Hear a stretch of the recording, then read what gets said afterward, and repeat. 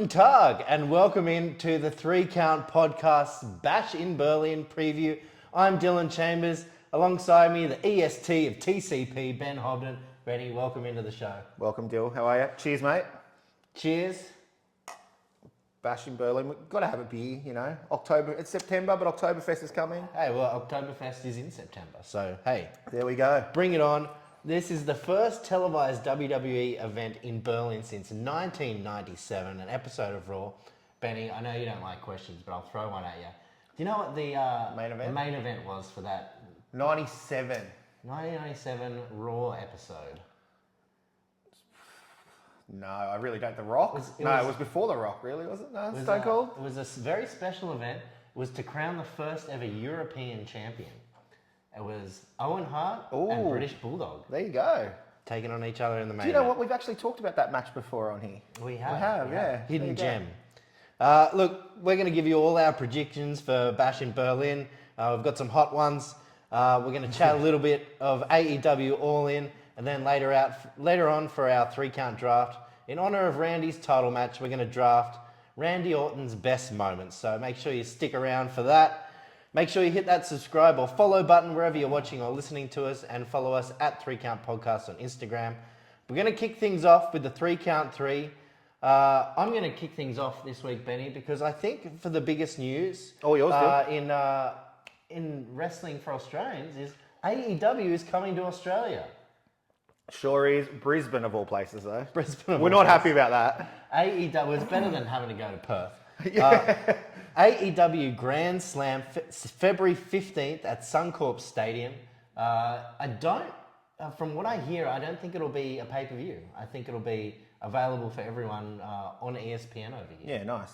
Well, I guess, yeah, it's going to be fun anyway. Doesn't matter what they do. It's going to be a big show because they're going to want to hit the market pretty hard. Absolutely. So, they're just coming off All In, which was very successful. Huge. They've announced next year's Forbidden Door will be in London because All In will be in Texas, and then they'll be back the year after for All In at Wembley again. But very exciting. Suncorp Stadium. I think that'll be a really good stadium for a wrestling show. never been to Suncorp, so I've only been there once, but looking forward to the second time. But yeah, that'll be good fun up in Brisbane.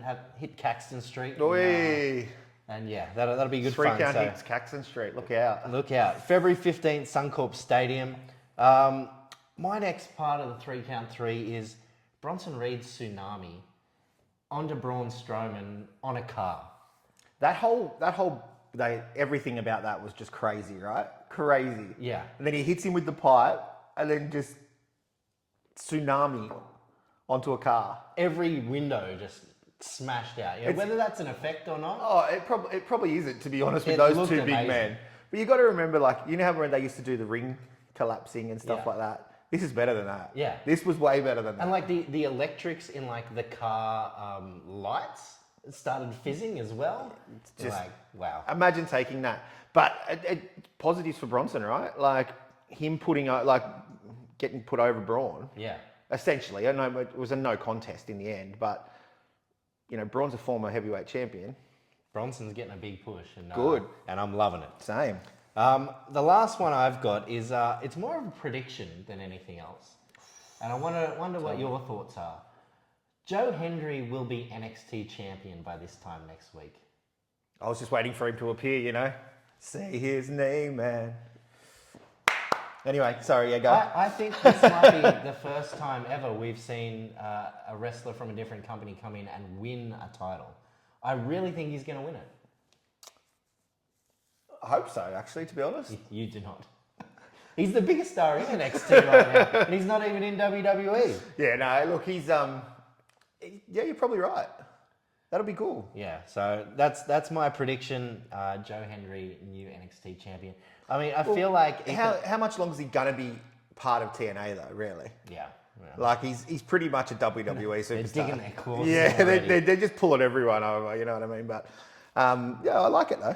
Ethan Page doesn't need the title. No, they gave it to him too quick anyway. I think as well. I think he's a good transitional champion. I don't think he'll hold it for very long, Joe Hendry, but I think this is going to be the first time ever. So very exciting stuff. All right, what do you got for me, Benny? Mate, a couple of just sort of backstage things and that kind of stuff. Dirty Dom down the bottom there, was on Impulsive last week, I think it was.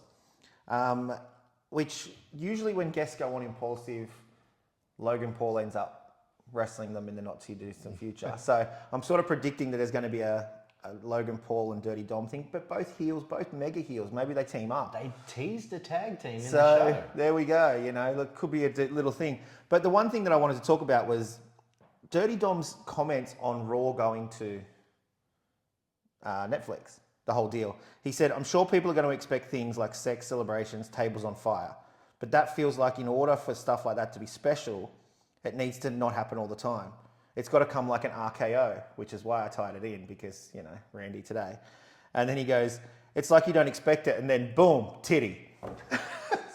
And when I seen it, I just started laughing. I couldn't help myself. It was like just the way he said it. So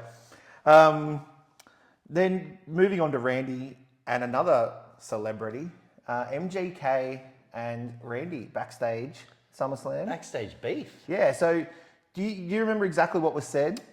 So, I mean, apparently there's cameras that have filmed it. Basically, MGK apparently heard Randy talking crap about him, confronted him, and then, I guess, tweeted about it. Randy Orton posted a face with a nose growing, like Pinocchio. like it's lies. Then MGK came back with cameras were there. WWE put the vision out. And just kept going at Randy Orton. So yeah, so from that, we've had a couple of tweets. Two different sides of the story. Now, Xavier Woods has come out and said, if I know one thing about Randy, if someone was actually curse him out to his face, then that person would no longer have the ability to tell the story. Which I kind of agree with. Now, our boy Grayson Waller's weighed in.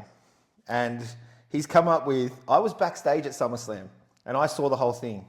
MGK double-legged Randy, put him in a headlock, then gave him a noogie. It was wild. 3.5 stars.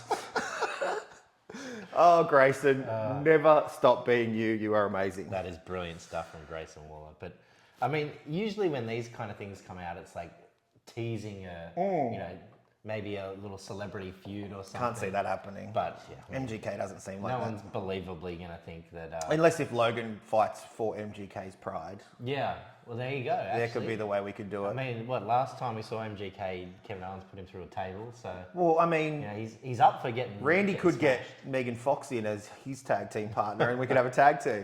I don't know. And then some sad news for my third one. Psycho Sid passes away this week, aged 63. Yeah, Sid Very young. Beauty. Yeah. Had some classic runs. Well, yeah, he was up against Hogan in the early 90s and then he went to WCW and Psycho Sid. Psycho Sid, Sid Justice. Yeah, Sid Justice. So rest in peace. I think everybody just remembers when he broke his leg though. Yeah. Don't look it up. It's not fun. He had some good rivalries with Shawn Michaels. Yeah.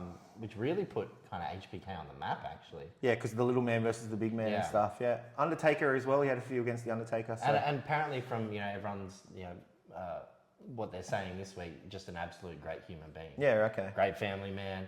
Always wanted the business to do well. Was never in business for himself. And only a couple of months ago, he literally said maybe I could be in the Hall of Fame 2025, and now he's passed. He's probably so a good chance. Very good chance now with the way WWE likes to induct their people into the Hall of Fame. So yeah, and just another one to have passed away too. Arthur Yes, passed away yes. a few weeks ago as well. The So Bloodline lost another one. that's another one. Roman Reigns' uncle. So And not just not another one, an OG. an OG, Like the that's OGs. right. Yeah. So it's a couple of sad passings, but way to bring it down there, Benny. Yeah, thanks, mate. Sorry. Now, on the up. We'll move on into the AEW zone. Let's talk about All In for a little bit. Bryan Danielson wins the AEW title, announces on Dynamite that he will not retire until he loses the AEW title. So what do you think of the match? Next Benny? week.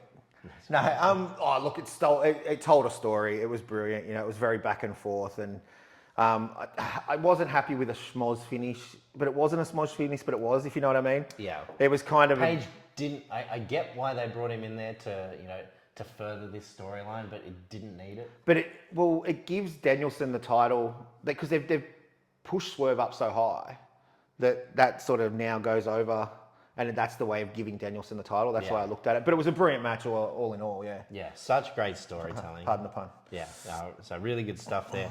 Danielson's the new AEW champion. MJF and Will Ospreay. For me, excuse me, beer's coming through there. For me, this one stole the show for me. A lot of people might not have liked it, but I thought this was the perfect blend of great wrestling and great storytelling. MJF was barking at him the whole time. Everyone could do flips, and then he goes to do a flip. But obviously, Ospreay is probably the greatest wrestler in the world at the moment. MJF, is probably up there if he wanted to be. But I think his persona is he's such a great wrestler and such a great heel that he doesn't need to do any the of wrestling that stuff. Yeah. For me, it was just a perfect match. Whether you knew what was going to happen in the end or not, which we all could have predicted, that Ospreay was going to win and he was going to bring back the international title, and Daniel Garcia coming out and playing a role in it. It was still just a wonderfully made match, and two matches here which AEW has really gone into business storytelling for. Well, that's what I like about them, because I usually whinge about no storytelling and stuff like that. So there is a bit behind it and stuff, and they're branching off the storytelling from these as well, which is great. So good signs there for AEW. Bit of a low point, Mercedes Moné and Britt Baker. The CEO of bad wrestling at the moment, like. I get Britt is rusty. She hasn't wrestled in a while. But so's Mercedes. And Mercedes just didn't look. But think about what Mercedes has really done since she left WWE. She went to New Japan and had one match. Yeah. Then she's gone on to have 3 more matches or something, and that's been 2 years or 2.5 years. Britt's probably almost wrestled the same amount as her, but Britt's fresh coming back from an injury. I get that Mercedes is this whole better than everybody persona and whatever else, but it wasn't good. No, it wasn't good. And whether it's, there's talk of maybe there's actual beef between the two and them not wanting to work together. Well, or Britt posted that photo, actual bite marks from the CEO or something. Yeah. And, But hopefully they can figure this out and turn around. Maybe use this as, if it is real life beef, maybe use it to use. And you got to steer into the skid, really. Otherwise, it's going to just push people away. Don't put on another match like that. So there we go. We had Puck and the BCC won the trios titles, which is kind of surprising, but they're a great fit. Yeah, Puck's always been one of those people that just puts on a great show, in my opinion. Yeah, absolutely. We've got Mariah May, new women's champion. Poor Tony. Poor Tony. Did they play it off that she thought she'd won at the end or something, or she was just lapping up the crowd's applause? I think it was just, I don't know. I tell you what, the crowd were into her like nothing else. Yeah, they love her. So good. On the women's side as well, Jamie Hayter made her return on the pre-show, which was very weird with the whole, I was going to say Paige's family, but sorry, what is it? The Knight family. The Knight family, yes. I thought they new hairdo as well. Yeah. It was a bit weird. They probably could have done more with her return. It kind of felt a little underwhelming. Well, she had a match on Dynamite today as well against another Aussie. Against Harley. Christian wins the gauntlet match, but I think the biggest news to come out of that is that Ricochet made his debut and looked to feel very comfortable in AEW. Yeah, the flippy floppy suitsy style. Yeah, this is his jam. It was a great match, I thought. It was a lot of fun to watch. It was. Until the end. Yeah. But that's how Christian does it. Yeah, I don't mind it. I'm a peep. Yeah, you're a peep. You're a peep. Lastly, we'll touch on Jack Perry and Darby Allin. Not a squash match per se, but I feel like it didn't take long. Darby kind of had his got his in quick. got his stuff in, and then Perry ended it without much help from anyone. And then tried to set the casket on fire, and out comes Sting, rumoured to have flown over to London. We did know that was, we thought that was coming. Yeah, so I have a feeling Darby losing that match is to butter him up for doing something else for him down the line. Well, i.e. I'll lose this one, but maybe I'll have the strap soon. Well, we heard today, Mox came out and called him out. Yeah, Moxley in a very strange promo today. I've got an idea about that. Should we talk about that? Or? Let's talk about that now. So Moxley comes out. He basically calls out Darby Allin, who wasn't there, and then says to Shivani, "This isn't your company anymore." But it also didn't feel like he was talking to Shivani. But Shivani tried to make it like that in the next segment in commentary. This is not your company anymore. We're not getting it, are we? He's shown later with Marina Shafir, who takes out a whole bunch of security of just dudes hanging out backstage. I'm stumped. What do you think? Shane O'Mac. This is one thing I've heard. Shane O'Mac. But does he fit in? Like, no, he doesn't. That's why it's so confusing, but it's the only thing I can think of. Is this going to be like another invasion? That's exactly what I thought. As soon as I seen him say, "This isn't your company anymore," I instantly went back to Shane saying the name on the contract is McMahon, but it's not Vince. And then the invasion angle. That's exactly what I thought. But Mox just doesn't seem like the right fit to do that. So I've got no idea, to be honest. But that's what I'm saying. Throwing it out there. You're going to need more than Mox and Marina Shafir. Who else is hanging out on Rampage? So we've got a card kind of forming now for All Out. Got Swerve and Hangman. They're going to be in a cage. Main event. I think it'll probably be the main event, surely. Even though Jack Perry's going to take on Bryan Danielson for the title, but I think Swerve Hangman in a cage will be the main event. MJF against Daniel Garcia, Ospreay against Puck for the International Championship. That'll be fun. And Willow and Chris Statlander in a Chicago street fight. Yes. So good things happening for AEW, but we will move on to WWE. Whew. Bash in Berlin. It's going to be taking place very early Sunday morning. Yeah, what time? 3 a.m.? Yeah. It will start. I think the pre-show starts at 1, but... it's actually perfect for me because that's exactly when I finish work. Okay, brilliant. Well, yeah, a long night for you, Benny. I think I'll wait. But let's get into the card. Let's kick things off with the Women's Tag Team Championship match. The Unholy Union against Belair and Cargill. How do you see this one going? Look, I think Alba and Isla getting the win last time they were in Europe. I think they're going to switch it back again this time. I think I'm going with Cargill and Bianca Belair. Only so that they can have the titles and we can sort of lead into, you know, what we wanted to get to that WrestleMania fight between them two when they split up. Yeah. I feel like putting the strap on the Unholy Union to start with was just because they were in Scotland and all that kind of stuff. But I think this time they need to get the titles back, and then we need to do a 4-month-long sort of build into...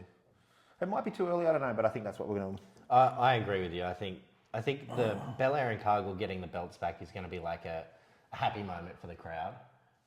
It's a crowd pleaser, and I think you're right. I think the only way to do the split is for them to have the belts for a run. Yeah.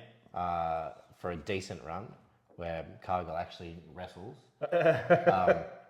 So I agree with you there. They're actually the underdogs. Really? The bookies think so. Surprising there, but yes, I'm with you, Belair and Cargill. Move on to the mixed tag team match, the Terror Twins against Dom and Liv. Terror Twins. The Terror Twins. What do you feel about who came up with that? I think that was like a Pat McAfee or Michael Cole thing, and it's just kind of stuck. I'm not a fan, to be honest. No, not feeling it. Not at all. Sorry, but yeah, go on. I'm taking Liv and Dom in this one. Oh yeah. I think this kind of leans to the Judgment Day getting involved, causing the upset somehow, because this is going to be their win. And then when they kind of pair off and Rhea takes on Liv and Priest takes on Dom or Finn, that's going to be their wins. So I think the Judgment Day need to get one up here to really kind of hammer home this Judgment Day versus Terror Twins rivalry. Okay. They are the outsiders, as far as the bookies say as well. No, they're the Terror Twins, mate. No, it's... Different team, sorry. Underdogs, I should say, Liv and Dom. Okay, I don't mind that, but I don't think Priest will go one-on-one with Dom anyway. He wants Finn, so that's the difference with that for me. So I've actually gone with the Terror Twins to win this. Again, just... It's going to be schmozzy. It might even go to a no contest, to be honest. That's the kind of thing. Or they'll win by DQ. Yeah. That's the way I see it going, because it's just going to get messy and Liv's going to run into the crowd and it's just going to keep stretching this out a little bit longer. Might even lead into somebody else teaming up with them for Survivor Series and stuff like that. We might get a little mini Survivor Series match instead of, because obviously we're going to have, you know, the bloodline thing. Well, we presume. We presume, yeah. In the War Games. War Games. So, you know, hark back to when we used to have Survivor Series when the whole card was Survivor Series matches. So I think that'd be really cool if we could just have like a 4 and 4, but mixed together, like, because they used to get thrown together. It was just the heels thrown together versus faces thrown together. So that's where I see that maybe going a little bit. But I'm going with the Terra Twins, probably by DQ. Do you throw Ray and Zelina in there for Hey, yeah. Well, there's not another chick. I mean, you could chuck Ray in there, definitely. Yeah. Ray could come over and be like... Ray and Dragon Lee, you know, someone else from the LWO. The LWO, well, they fought the LWO on Raw, so that would make sense. There you go. CM Punk against Drew McIntyre in a strap match. You excited for this one? I am excited for this one. Really? I hate strap matches so much. Look, it's not going to be a clinic. It's going to be a brawl. It's going to be a brawl. They're just going to whip the crap out of each other. But these two know how to tell a story. So if anyone can pull off the strap match, it's these guys, and they can certainly take some punishment. I think Punk's going to take this one out. It only makes sense to me... Stop looking at my notes. It only makes sense to me that I feel like they're going to have the trilogy at Hell in a Cell. Yeah. Inside the cell. It only makes sense for Punk to have won this one. Well, I agree. I've gone with Punk as well, only because of the whole trilogy thing. It's just a strap match, just for me. It's just so annoying. But, you know, Punk's been in plenty of strap matches. Would have been better, and maybe this is a thing WWE doesn't do, like the dog collar match would have been much better. Yeah, okay. I don't like those either. They're the same thing. But a strap match where you've got to touch each corner. Yeah, it's kind of silly. Like... Or just have it as a strap match where it's still just pins and submissions. I don't know. But I mean, I guess that still means that everything else can be used. So it's just a no-holds-barred match. Yeah. It's a no DQ match. It's a street fight. They're all the same, essentially. But the strap match has got the added, you got to touch the corners. But CM Punk for me. Sorry, I'm rambling. Okay, CM Punk there as well. The Undisputed WWE Championship match, Cody Rhodes, Kevin Owens. Where are you going with this one, Benny? KO. No, I'm just kidding. Cody Rhodes is going to win this. Of course he is. But how is going to be thinking? I think it's going to be a really great match.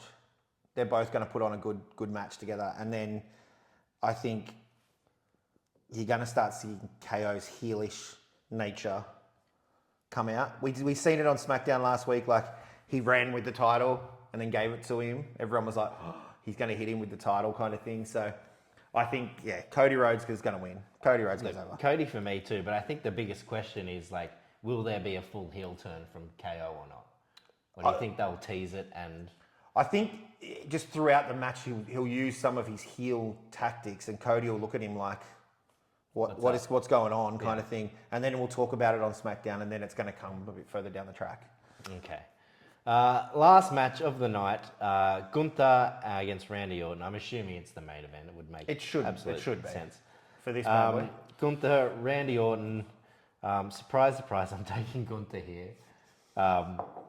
In the bookies. Why, Dylan? Tell me more. Bookies is paying $1 so not much there. But look, I don't think that Orton's not going to get another championship at some point, but I think it's going to be this one. Wow.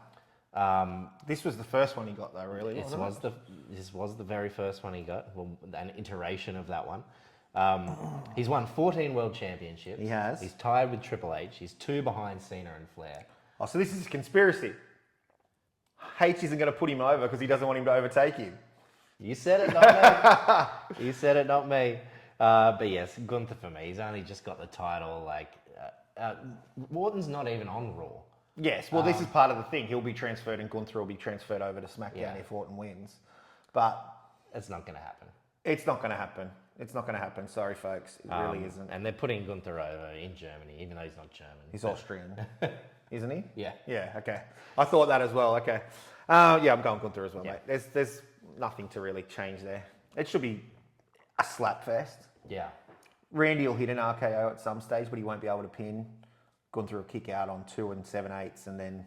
Will Gunther go over clean or will he need Kaiser's help? I mean, I'm surprised Kaiser isn't on the card in some way, shape, or form. Yeah, true. Because he's the only German in the actual company. I feel like Kaiser, it might be one of those cases where Kaiser's like sent from ringside or something like that. Yeah. And Maybe they put him and Sheamus on the card at some point. Hey, we could still have stuff added this weekend. So. I mean, there's only 5 matches, so they do need another match maybe. True. And there's also SmackDown. Well, Sheamus could come out and help Randy, I guess. Yeah, there you go. Maybe. You never know. All Who right. knows with WWE, mate? We will find out. But Benny, let's move on. The 3-count draft. I'm going to move my notes a little bit over to the side now. I don't need to look at your notes, buddy. 3-count draft. We're going to draft Randy Orton's best moments. And I actually get to draft first with this one, which I'm actually happy about that. There's a couple of ones that could go number 1, I think. But for me, I'm going to take him winning that belt for the first time, becoming the youngest ever WWE champion, beat Chris Benoit at SummerSlam 2004. Voldemort, excuse me. SummerSlam 2004, Randy Orton winning the title. Great pick. That was my probable first pick. I think there's so many good moments for Randy. And do I go a match or do I go a moment or something like that? But I think I'm going to go his first Royal Rumble win in 2009. Okay. Yeah. So it was him and the Legacy boys, Cody. Yep. And old Hart or Smith, whatever he was going by. And Triple H, last 4, final 4 in there. And then he, DiBiase, that's what it was, yeah. I knew it was one of them. And then, he obviously got the win. Yeah, Triple H eliminated DiBiase, got rid of 2 and then... eliminated Cody and then... So Cody had been final 3 in the Rumble before, there you go. Yeah. And then Randy just gets rid of him to win his first title in 2009. That's right. And did go on not to main event WrestleMania though. Yeah, that's right. Both times he's won the Rumble, he hasn't Main evented. Well, he's main evented, but he hasn't won the title at WrestleMania. So not great for Randy at WrestleMania there. I'm going to go the match that put Randy on the map. Mm-hmm. No holds barred match against Cactus Jack, Backlash 2004. On my list. 4.5 stars from Dave Meltzer. Boy, shout out Dave. Wait. Cheers. But yeah, this match I think really cemented Randy as the legend killer, but also just showed everyone what he could do. I mean, it really put him on the map in WWE, I think. Yeah, that's a fair one. I've got it on my list. Even Foley's come out and said that it's one of his favourite matches as well. So that's saying something. I think Randy says it's one of his favourite. He's kept some thumbtacks from the match. That's sick. He has in his house. Sadistic. Yeah. Sadistic. I love it. All right, I'm going to go with... there's so many. I think I've got to take this one. I'm going to change. I'm going to go with... Pivot. No Mercy 2005. Okay. When he was versing he set the Undertaker. Undertaker was in the coffin, set it on fire. But the best part about that was it then led to the Undertaker coming back, and then he was in the coffin that was on fire on the stage when the Druids came out, and he kicked it open, and Randy's face, just that facial expressions that he pulled when he was just freaking out in the ring and stuff like that. He had all the heels behind him and his dad and everything else. But that 05 feud with the Undertaker. It stemmed from Mania to SummerSlam. Yeah. It was brilliant. Yeah. Brilliant. So you could have picked any of that in there. Any of those matches in there. Good stuff Which you there. probably will. I may do. I'm picking another moment right here. And it's arguably Randy Orton's best RKO. Well, there's 2 on my list. So you can choose. It's the stomp. Yeah. It's the stomp turned into the RKO. WrestleMania 31, 2015. Was my number 3 on the list, so I've got my 1, 2, and 3 on my list so far. I'm pretty happy. But yeah, there's a lot of great RKOs out there. There is. But that for me is the best. Seth got so much hype. The air he got off it. So much hype. I was going to mention some of the others, but I won't in case you take one of them. Well, my next pick's going to be the Evan Bourne one. So if you want to talk about it, talk about it. But okay, yeah, I was going to say it's a little bit better than the Evan Bourne one. Yeah. But look, the Evan Bourne one is great as well. I think the reason for the Evan Bourne one, though, for me, I probably would have taken the Seth one, but the Evan Bourne one is it was the first time we'd really ever seen it, like, hit off a high flying move. Yeah. So that's why it stands out. Yes, the Stomp RKO does get shown, but the Evan Bourne one gets shown a lot more. It's funny, on all the...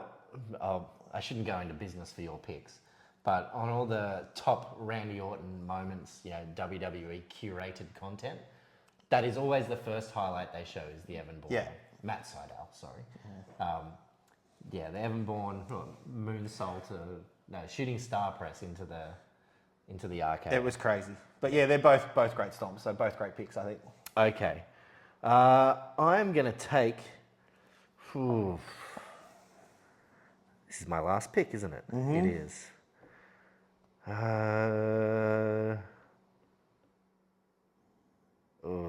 There's a lot of good stuff here that is still on the... Okay. I'm going to take probably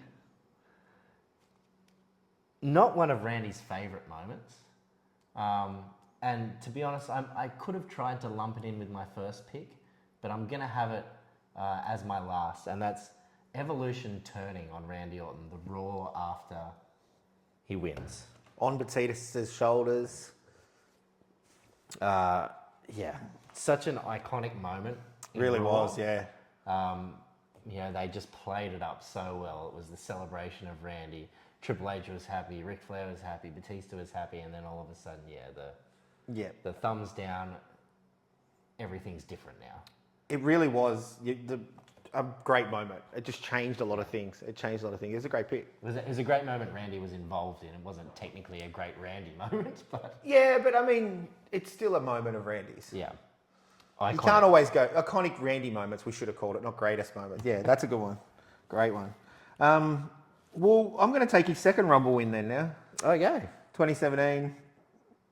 It was a weird one because, him and Roman, last two. Roman goes for the spear and he turns it into an RKO. Like there's another out of nowhere moment. But the funny part about it is Roman pops straight up. Like he no-sells it almost. Yeah. But he no-sells it into the ropes and then Randy clotheslines him off over the top and wins the Rumble. So, yeah, that one for me. Just on your third pick. Second pick, third pick, the stomp. Yep. It's after he hits that, the way he jumps up and does all those weird movements. If you go back and watch that, it's classic. Yeah. Classic Randy. All right, let's go through these picks here. I have Orton becoming the youngest champion at SummerSlam 2004. No holds barred match against Cactus Jack. Backlash 2004. Good year for Randy, 2004. I've got the stomp into the RKO, WrestleMania 31, 2015. Just a cool 11 years after those ones. And then 2004 as well. Jeez, I've gone hard 2004. Evolution turning on Orton on Raw the night after he becomes the youngest. And now it's 2024 and he's going for this again, just a casual 20 years after. Yeah. And he's still on top of his game. Crazy. Benny, you've got Orton winning the 2009 Royal Rumble, last eliminating Triple H. You have No Mercy 2005, setting Undertaker on fire. Setting the casket on fire. The Undertaker was in on fire. The Evan Bourne shooting star press RKO with your third pick, and lastly winning the 2017 Rumble, eliminating Roman Reigns. Yeah, look, I think you've got me this week. I'm not going to lie. I think you've got me. But the best part about it is, I'm a winner because it's all Randy, I'm a Randy mark. You're a Randy boy. Hey, boom, boom. Honorables. Honorables. What else have you got? Mine were all funny ones. Remember when he threw Satnap or whichever the Singh brother into the announce table, and like he leaped up and he just threw him and he just went flying that far. You just see Randy's face just like freaking out, like just a funny facial. What have I done to this guy? And then Rated D-Generation X, when him and Edge dressed up as DX, I thought that was like the big nose and all that, like so funny. And then very early on, which was the old RNN. That's on my list. Yeah. So funny. Yeah. So funny. He just came in. He got injured, pretty close to just coming in. And how do they keep him relevant? Randy News Network. He had an arm in the sling, wasn't it? Yeah. Showed some character early on, which was great stuff. I've got him unifying these two. Yep. against John Cena at TLC in 2013. His iconic cash-in on Daniel Bryan at SummerSlam 2013 as well. When he beat Undertaker at SummerSlam 2005. Yeah, well, I almost lumped that into saying my last pick, and this we were talking about the RKO, so yeah. We can talk about lately when he returned at Survivor Series 2023. Oh, that was huge, yeah. Yeah, kind of overshadowed by someone else returning. But yeah, All right, it was, I'm out. See you guys. it was a great moment. See you next week. You know who he had a really underrated rivalry with? Christian.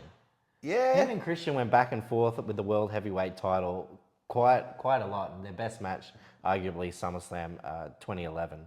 I think Randy's a big SummerSlam guy. Yeah. For me, he's always... Looks better in the heat. Yeah, well, I mean, maybe. It always seems to like SummerSlam is Randy's time for me. Yeah. I'm surprised you didn't have any Wyatt stuff in there. Well, he is just over our shoulder here, and you know, it's been a year since his passing. And I did think about it, but I don't think it was any of Randy's best stuff. No, I didn't really was, like I think Randy. It was voted worst feud. Yeah, I didn't really like any of Randy's stuff with Wyatt. I did have one moment on here which I thought was kind of iconic for that time, and it wasn't matches. It was him turning face and burning down the Wyatt compound. Yeah, okay. Facing Sister Abigail and burning it all down on SmackDown in 2017. So there you go. That is the Randy Orton, let's say, iconic moments. Iconic moments, and let's hope he wins this bad boy. Yeah, well, 3 a.m. fingers Sunday crossed morning. for you, Randy. That is it for our Bash in Berlin preview. We'll be back next week to discuss everything that happened in Germany. For myself, Dylan Chambers, my co-host, Benny Hobden.